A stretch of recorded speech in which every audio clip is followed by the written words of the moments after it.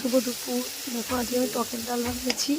প্রথমে আমি সর্ষে আর শুকনো লঙ্কা ফোড়ন দিয়েছি, তারপরে আমি আমগুলো দিয়ে দিয়েছি। আমগুলো দিয়ে আমি একটু নুন হলুদ দিয়ে কিছুক্ষণ আমটাকে নেড়েছি।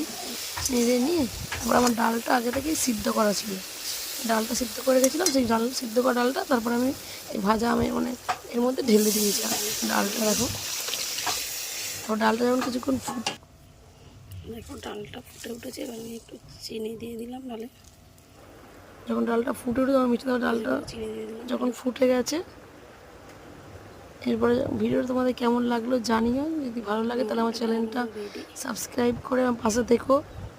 কেমন আছে রান্নাটা তোমরা জানো।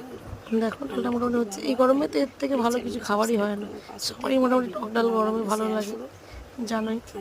আর যদি আমার ভিডিওটা ভালো লাগে তাহলে আমার চ্যানেলটা সাবস্ক্রাইব করে পাশে দেখো আর ভিডিওটা শেয়ার। কে কোথা থেকে আমার ভিডিওটা দেখছো একটু কমেন্ট করে জানিও। দেখো ডালটা পুরো রেডি, কেমন হয়েছে তোমরা কমেন্ট করো। আজকে ভিডিওটা এই পর্যন্তই।